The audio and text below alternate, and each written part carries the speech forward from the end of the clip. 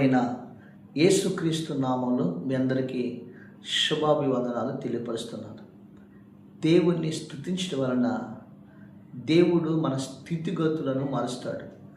ఎక్కడ స్తుతి ఉంటుందో అక్కడ విజయం ఉంటుంది, అక్కడ ఆనందము ఆశీర్వాదం ఉంటుంది. క్రైస్తవులు దేవుని బిడ్డలు ప్రతి ఒక్కరు కూడా ప్రతి పరిస్థితుల్లో కూడా దేవుని మనం స్తుతించేవారుగా ఉంటే అప్పుడు శత్రువైన సాతానుని మీద, వాడు విసురుతున్న ఆయుధాల మీద, సమస్యల మీద దేవుడు మనకి అద్భుతమైన విజయాన్ని ఇస్తాడు అని దేవుని లేఖనాలు మనకి తెలియపరుస్తూ ఉన్నాయి. రోమా ప్రభుత్వంలో 73వ సంవత్సరం అలాంటి ఆ సమయంలో రోమా ప్రభుత్వం రోమా సైనికులు ఒక యుద్ధానికి వారు రష్యా మీద, ఆ సైనికుల మీద వారు యుద్ధానికి వెళ్ళారు. జర్మనీ సైనికుల మీదకి యుద్ధానికి వెళ్ళారు. ఆ సమయంలో రోమన్ చక్రవర్తి మార్కస్ అరేలియస్ ఆయన 12వ దళానికి ఆయన ఒక చక్రవర్తిగా, ఆ రోమన్ చక్రవర్తిగా ఉన్నాడు. అప్పుడు ఈ 12వ దళం కొండల మీద ఆ జర్మనీ సైన్యం అంతా కూడా చుట్టుమెట్టేసింది. అప్పటికే 5 రోజుల నుండి వారికి నీళ్ళు లేవు, తాగటానికి నీళ్ళు లేవు, దాహంతో అల్లాడిపోతూ ఉన్నారు.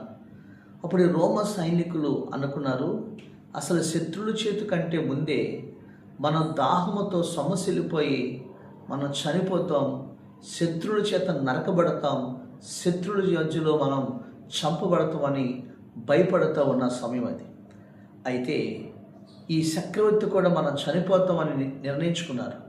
అయితే ఈ 12వ దళంలో క్రైస్తవులు ఎక్కువగా ఆ సైనికుల్లో ఉన్నారు. వాళ్ళ క్రైస్తవులు ఉండి ఆ రోమా ప్రభుత్వానికి వాళ్ళు సేవ చేస్తూ సైన్యంలో ఉన్నారు వాళ్ళు.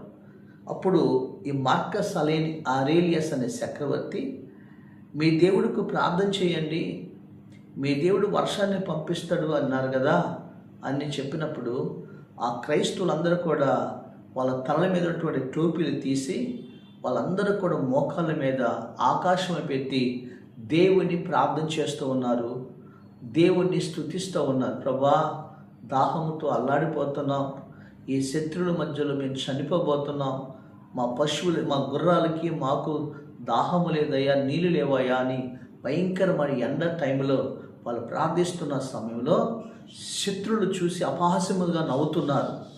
ఆ సమయంలో సడన్గా ఆకాశం అంతా కూడా చల్లని వాతావరణంగా మారిపోయింది, మేఘాకృతం అయిపోయింది. ఇది మేఘాకృతం అయిపోయి అద్భుతమైన కుంభపోత వర్షం వారిపైన కురిసింది, ఆ కొండలన్నీ. అప్పుడు వారు తల మీద క్యాపులు తీసి ఆ వర్షం నీళ్ళు పట్టి ఆ పశువులకి, వాళ్ళకి వదిలిన సామాగ్రిని వర్షం నీళ్ళతో నింపుకొని వాళ్ళు శక్తి పొందుకున్నారు. ఆ తర్వాత కొంచెంసేపు చూస్తే ఆ శత్రు సైన్యం మీద వడగండ్లు వర్షం కురిసి వాళ్ళందరూ కూడా వడగండ్లు వర్షాల మీద ఆ శత్రులు అందరూ కూడా తరవబడి చంపబడ్డారు. దేవుడి అద్భుతమైన కార్యం చేసి ఆ శత్రువుల మీద ఈ రోమా సైన్యానికి అద్భుతమైన విజయాన్ని దేవుడిచ్చాడు.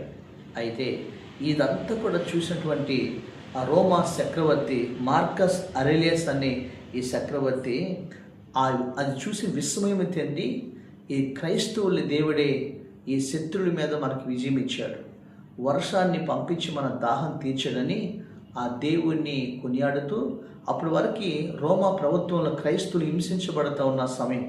అప్పుడు ఆ యొక్క రోమా చక్రవర్తి ఆయన మార్కస్ అరేలియస్ ఆయన తాత్కాలికంగా ఆ క్రైస్తవుని హింసించకుండా ఆ చట్టాన్ని తీసుకొచ్చి ఆపివేశాడు. ఇప్పుడు కూడా ఆ స్తూపం వాళ్ళ దేశంలో ఇప్పుడు కూడా ఆ స్తూపం వాళ్ళు నిర్మించుకున్నారు. దేవుని స్తోత్రం కలుగును గాక. ఈరోజు మన దేవుణ్ణి స్తుతించినప్పుడు, దేవునికి ప్రార్థించినప్పుడు దేవుడు మనకు అద్భుతమైన విజయాన్ని మన పరిస్థితుల మీద, సాతాను వేసిన ఆయుధాల మీద దేవుడు నీకు విజయాన్ని ప్రవేశిస్తాడు. దేవుని స్తోత్రం. బైబిల్ గ్రంథంలో ఇదే జరిగేది. బైబిల్ గ్రంథంలో చూడండి, రెండవ దినవృత్తాంతముల గ్రంథం 20వ అధ్యాయం, రెండవ దినవృత్తాంతముల గ్రంథము 20వ అధ్యాయము 27వ వచనం చూడండి. 26వ వచనం, రెండవ దినవృత్తాంతములు 20వ అధ్యాయము 26వ వచనం. 4వ దినమున వారి బెరాకా లోయలో కూడిరి. అక్కడ వారు యెహోవాకు కృతజ్ఞతాస్తుతులు చెల్లించినందున నేటి వరకు ఆ చోటికి బెరాకా లోయ అని పేరు. ఇలాగ యెహోవా వారి శత్రువుల మీద వారికి జయము అనుగ్రహించి వారిని సంతోషపరచను కనుక యెరూషలేమునకు ఉత్సవముతో మరలవలనని యూదా వారును యెరూషలేము వారును వారందరికీ ముందుగా యెహోషాపాతు సాగి వెళ్ళిరి. దేవునికి స్తోత్రం. ఇక్కడ బెరాకా లోయ, ఈ బెరాకా లోయలో అక్కడ యోధా జాతి వారు, యోధా ప్రజలు, వారందరూ యెరూషలేము యోధా వారును వారి సైనికులను ప్రజలను యెరూషలేము ప్రజలను అందరూ కూడా బెరాకా లోయలో ఉన్నారు. ఈ బెరాకా లోయలో వాళ్ళు ఏమంటారంటే ఆ బెరాకా లోయలో దేవుణ్ణి స్తుతిస్తూ ఉన్నారు. ఎందుకు దేవుని స్తుతిస్తున్నారంటే వారు మన శత్రువుల మీద దేవుడు శత్రువులతో యుద్ధము చేసి ఆ శత్రువుల మీద దేవుడు మనకి జయము అనుగ్రహించాడని వారు దేవునికి కృతజ్ఞతాస్తుతులు చెల్లిస్తూ ఉన్నారు. దేవుని స్తోత్రం. అసలు ఆ దేవుణ్ణి ఉత్సవంతో దేవుని ఆరాధిస్తూ వాళ్ళు వస్తూ ఉన్నారు. ఈరోజు ప్రియమైన దేవుడి బిడ్డలారా, ఈ బెరాకా లోయలో వారు ఎందుకు దేవుని స్తుతిస్తూ ఉన్నారు? ఎందుకు శత్రువుల మీద విజయం ఇచ్చారు? అసలు ఆ లోయలో ఏం జరిగింది అనేది మీకు ఒకసారి చెప్తాను, జాగ్రత్తగానండి. యోధా రాజు అయినటువంటి యెహోషాపాతు రాజు రాజ్యాన్ని పరిపాలన చేస్తూ ఉన్నాడు. అలా పరిపాలన చేస్తున్న సమయంలో ఆ రాజు మీదకి అక్కడ 20వ అధ్యాయం 1వ వచనం, మోయాబీయులు, అమ్మోనీయులు, మోనోయులు కొందరు ఇంకా అనేక మంది దండెత్తి ఒకేసారి యోధా రాజు మీదకి ఆ యెహోషాపాతు మీదకి నలుదిక్కుల ఈ సైన్యము యుద్ధానికి వారు బయలుదేరి వస్తూ ఉన్నారు. ఆ సమయంలో యెహోషాపాతు తన ప్రజలందరినీ కూడా కూడగట్టి మనం అందరూ మన దేవునికి ప్రార్థన చేద్దాం రండి అని వారి దేవుని సన్నిధిలోకి వెళ్ళి దేవుని సన్నిధిలో ప్రార్థన చేస్తున్నారు. 3 దినాలు ఉపవాసం ఉండి వాళ్ళు కన్నీరు కార్చి ప్రార్థన చేస్తున్నారు. ప్రభా, ఈ శత్రువుల చేతుల నుంచి మమ్మల్ని తప్పించండి, ఈ శత్రువుల మీద మాకు జయము దయచేయండి, ఎందుకంటే మాది చిన్న దేశం, చాలామంది వాళ్ళు వస్తున్నారు అని వారితో పోట్లాడటానికి మాకు శక్తి చాలదయ్యా. నీవు దేవుడు కదా, కీడు నుండి తప్పించడానికి, కరుణను మా శ్రమలో మమ్మల్ని విడిపించడానికి మీరు మాకు తోడుగా ఉన్నారు కదా అని యెహోషాపాతు జనులు ఉపవాసం ఉండి ప్రార్థిస్తున్నప్పుడు యాజకుడి మీదకి దేవుని ఆత్మ వచ్చి ప్రభు అంటాడు, ఇదిగో ప్రభు అంటాడు 15వ వచనం, 20వ అధ్యాయం 15వ వచనం, యోధా వారిలారా, యెరూషలేము కాపురస్తులారా, యెహోషాపాతు రాజా, మీరందరూ ఆలకించండి. యెహోవా సెలవిచ్చినది ఏమనగా, ఈ గొప్ప సైన్యములకు మీరు భయపడకుడి, జడియకుడి, యుద్ధం మీరు కాదు దేవుడే జరిగించును. దేవుని స్తోత్రం. వెంటనే దేవుడు ఆత్మ ప్రత్యక్షమై ఒక యాజకుడి మీదకి వచ్చి, మీరు భయపడకండి, యుద్ధం దేవుడు జరిగిస్తాడు అని చెప్పేసి అన్నారు. అయితే దేవుడు కొన్ని విషయాలు చెప్పాడు. మీరు రేపు బెరాకా లోయ దగ్గరికి, ఆ ప్రదేశానికి మీరు యుద్ధానికి మీరు వెళ్ళండి, యుద్ధ పంక్తులు తీరి వెళ్ళండి. వెళ్తూ సైనికులు కాదు, వెళ్తూ ఆయుధాలు కాదు, వెళ్తూ మీరు పాటగాండ్రులను, వాయిద్యగాండ్రులను, గాయకులను మరియు ఆ గాయకురాండ్రులను మీరు సిద్ధపరిచి దేవుణ్ణి స్తుతించుకుంటూ ఆ ప్రదేశానికి వెళ్ళండి అని దేవుడు చెప్పాడు. వెంటనే ఉదయం లేచి 20వ వచనం చూసి వారు సిద్ధపరచబడిన ఆయన ప్రవక్తలను ఆయన చెప్పి అని అంటున్నాడు. వారు 21వ వచనం చూడండి, 20వ అధ్యాయం 21వ వచనం, మరియు అతడు జనులను హెచ్చరిక చేసిన తర్వాత యెహోవాను స్తుతించుటకు గాయకులను ఏర్పరిచి వారు పరిశుద్ధాలను ధరించి సైన్యం ముందర నడుచుచు యెహోవా కృప నిరంతరం ఉండునని ఆయన స్తుతించుడి అని స్తోత్రం చేటుకు వారిని నియమించెను. వారు పాడుచుటకును స్తుతించుటకును మొదలు పెట్టగా యెహోవా వారి మీదకి వచ్చిన అమ్మోని మీదను, మోయాబీల మీదను, సేయిరుమాని మీదను మాటలుగాండ్రు పెట్టెను. కనుక వారు హతులైరి, అమ్మోనిను మోయాబులను బొత్తిగా చంపి నిర్మూలమైరి. తర్వాత శవములే వారు వారందరూ కూడా వారు చంపేకు. దేవుడు వారు ఎప్పుడైతే ఈ ప్రజలు దేవుని స్తుతిస్తూ మొదలుపెట్టారో, ఎప్పుడు దేవుణ్ణి పాడుతూ మొదలుపెట్టారో, స్తోత్రం చేయటం మొదలుపెట్టారో, అక్కడ దేవుడు తన శత్రువుల మీద చెలరేగాడు. వారందరిని కూడా సంహరించాడు. ఆ లోయలో శవాలు గొట్టుగా పడిపోయి ఉన్నాయి. దేవునికి స్తోత్రం. అప్పుడు వారందరూ కూడా ఆ శవాల దగ్గరికి వెళ్ళి చూస్తే విస్తారమైన బంగారం ఉంది. ఆ బంగారాన్ని ఒలుసుకోవటానికి, వాళ్ళ దగ్గర తీసుకోవటానికి 4 రోజులు పట్టిందంట. స్తోత్రం. అప్పుడు వారందరూ వచ్చి ఆ లోయలో అక్కడికి వచ్చి ఆ బంగారాన్ని ఒలుసుకుని ఆ ఎన్ని కూడా మూటలు కట్టుకుని అక్కడ యెహోవాని స్తుతిస్తూ ఉన్నారు. దేవుని స్తోత్రం. యెహోవాను స్తుతిస్తూ ఉన్నారు. 26వ వచనం. 4వ దినం వారు బెరాకల కూడి అక్కడ వారు యెహోవాకు కృతజ్ఞతాస్తుతులు చెల్లించినందున నేటి వరకు ఆ చోటికి బెరాకలు అని పేరు పెట్టెను. బెరాక అనగా స్తుతించుట. దేవుని స్తోత్రం. వెంటనే దేవుడు వారి శత్రువుల మీద వారికి జయము అనుకరించి వారిని సంతోషపరచెను. హల్లెలూయా. ప్రియమైన దేవుని బిడ్డలారా, నీ దుఃఖం ఎంతో కాలం ఉండదు. నీ సమస్యలు ఎంతో కాలం ఉండవు. దేవాతి దేవుడు నీ దుఃఖమునకు పెద్దగా సంతోషాన్ని ఇస్తాడు. నీ సమస్యల మీద దేవుడు విజయం ఇస్తాడు. నీ ఓటమి మీద దేవుడు అద్భుతమైనటువంటి జయాన్ని ఇస్తాడు. ఆ దేవుడు నిన్ను సంతోష గానములతో నిన్ను దేవుడు విజయోత్సవంతో ఊరేగిస్తాడు. కానీ కొంతకాలమే నీకు ఈ శ్రమలు, కొంతకాలమే నీకు ఈ దుఃఖము తప్ప ఆ తర్వాత దేవుడు నీ పక్షముగా నిలబడి ఆయన నీ కార్యాన్ని సఫలపరుస్తాడు. దేవుని స్తోత్రం. యెహోషాపాతు రాజు తన సైనికులు అందరూ కలిసి వారు ఆ భయంకరమైన ప్రమాదంలో శత్రువుల మధ్యలో చేసిన 3 పనులు ఏం చేస్తారండి? ఒకటి, ఉపవాసం ఉండి దేవుడిని ప్రార్థన చేశారు.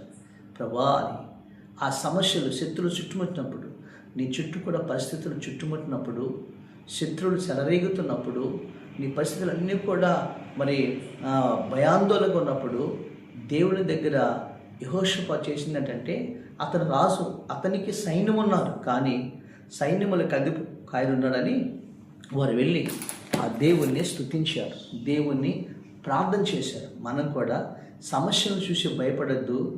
ఎందుకంటే మన దేవుడు సమస్య కంటే గొప్పవాడు. కాబట్టి ఈ సమస్యలన్నీ కూడా సమసిపోయేటట్లు చేయవాడు. మనం సర్వశక్తి కలిగిన దేవుడికి ప్రార్థన చేయాలి. రెండోది అన్నాడు, మీరు స్తుతించండి.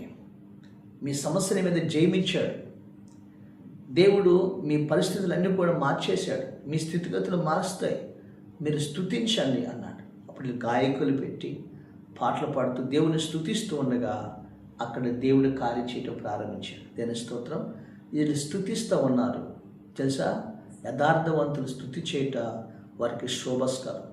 నీ స్తుతి నీ స్థితిని మారుస్తుంది అన్న విషయం జ్ఞాపకం చేసుకుంటారా? ఎప్పుడైతే వాళ్ళు దేవుని స్తుతిస్తున్నారో, ఎప్పుడు స్తోత్రం చేస్తున్నారో, అప్పుడు దేవుడు సైనికుల మీద చెలరేగాడు. ఆ సైనికులందరూ కూడా సంహరించాడు. తన ప్రజలందరికీ అద్భుతమైన విజయాన్ని ఇచ్చాడు. దేవుని స్తోత్రం. ఈరోజు నువ్వు కూడా దేవుని స్తుతించు. నీ కుటుంబంలో స్తుతి ప్రార్థనలు, నీ వ్యక్తిగతంగా స్తుతి ప్రార్థన ఉండాలి. తెలుసా, ఎరుకో ప్రాకారాలన్నీ చాలా దిట్టమైనవి. వాళ్ళు తలుపులు వేసుకుని ఇత్తడి గడిలు వేసుకున్నారు. ఎవడు పడగొట్టలేరు అనుకున్నారు. ఇజ్రాయెల్ ప్రజలు యెహోషువ నాయకత్వంలో వాళ్ళు ఆయుధాలు ఉపయోగించాల. వాళ్ళు ఎలాంటి శత్రులు ఏమి ఉపయోగించాల. దేవుని స్తుతించారు. దేవుడు ఎరుకో ప్రాకారాలను కూలగొట్టేశాడు. దేవుని స్తోత్రం. వాళ్ళు తలుపులు మూస్తే నీకు ప్రాకారాలు దేవుడు తెరుస్తాడు. ఇక్కడ సైనికులందరినీ కూడా దేవుడు స్తుతిస్తే ఆ సైనికులు ఓడి శత్రులందరి మీద అద్భుతమైన విజయం ఇచ్చాడు. నీ సమస్యలన్నీ మీద విజయం ప్రవేశిస్తాడు. మూడవదిగా దేవుడు ఏం చేసి తెలుసా అండి, వాళ్ళు ఏం చేశారంటే అక్కడ దేవుడు వాళ్ళని సంతోషపెట్టాడు. బైబిల్ రాయబడింది, దేవుడు వాళ్ళకి సంతోషపెట్టాడు. దేవుని స్తోత్రం.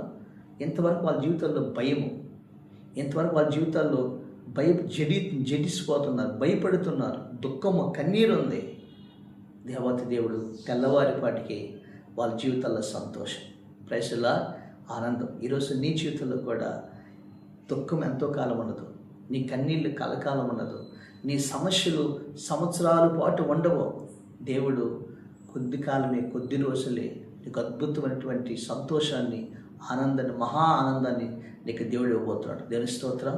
నాలుగవదిగా, వారు ఏ శత్రువులైతే వాళ్ళు దోసుకుందామని వచ్చారో, ఏ శత్రువులైతే వాళ్ళని ఆ రాజ్యాన్ని స్వాధీనపరచుకుందాం వచ్చారో, ఆ శత్రువుల దగ్గర దేవుడు వాళ్ళకి విస్తారమైన బంగారాన్ని దేవుడు ఇచ్చాడు. ఆ శత్రువుల దగ్గరే దేవుడు వారికి లాభాన్ని మేలు చేశాడు. ఈ రోజున నీకు కీడుని దేవుడు మేలుగా మారుస్తాడు. నీ శ్రమని ఆశీర్వాదకరంగా మారుస్తాడు. నీ పరిస్థితులన్నీ కూడా నీకు అనుకూలంగా మారుస్తాడు. నీ శత్రువులే నీకు మేలు చేసేటట్లుగా దేవుడు నేను దీవిస్తాడు. అయితే ఈరోజు నీ జీవితంలో అది బెరాకాల్లో, అందుకని బెరాకా లోయ, హల్లెలూయా. ఒకప్పుడు అది దుఃఖమైన లోయగా ఉంటే, యుద్ధముతో నిండిపోయిన లోయగా ఉంటే, దేవుడు దాన్ని స్తుతి లోయగా మార్చాడు, సంతోషంగా లోయగా మార్చాడు, ఆనందం కలిగిన లోయగా మార్చాడు.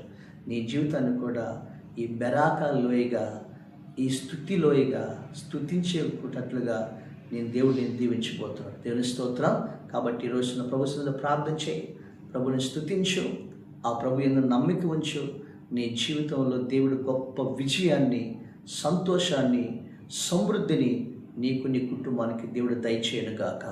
ఆమేన్. పరిశుద్ధుడైన మా తండ్రి, కృతజ్ఞత, స్తుతులు, స్తోత్రాలు చెల్లిస్తున్నాం. బైబిల్లో కొన్ని లోయలు ఉన్నాయి.